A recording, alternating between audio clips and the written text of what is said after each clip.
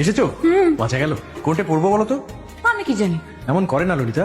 আচ্ছা, এই যে মেয়ে দেখতে যাবো, সেই মেয়েও তো আমাকে দেখবে। কোনটা পড়লে ভালো লাগবে বলো না। ও দেখার সময় আমার নেই। 5 টাকা নিলাম, খরচ আছে। আমি কি শুধিয়েছি কত নিলে? বলে দিলাম যদি হিসেব রাখো। টাকা তো দরকার হলেই নিয়ে যাই, শোধ হবে কি করে? শোধ তো হচ্ছে, বুঝলে না তো? বুঝবে, আর একটু বড় হও। আমি বড় হয়ে গেছি। বড় যে হওনি তার প্রমাণ তো পাওয়াই গেল। বড় রকমের বড় হলে বুঝতে সব ধার শোধ হতে নেই, আর অধিকারের জায়গায় ধার জমে না। এখন বলো, দিশি না বিলিতি? বুঝিয়ে বলো।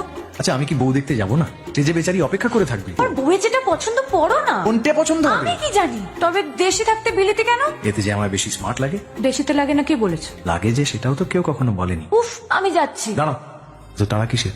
আজ বড় সভা আছে। আচ্ছা, এই সকলে মিলে সারাদিন মেতে রয়েছে, এতে কি ইংরেজ ভারী ভয় পেয়ে যাচ্ছে? ওরা বাংলাকে ভাগ করে বাঙালির কোমর ভাঙতে চায়। ওরা পারবে না, দেখবে।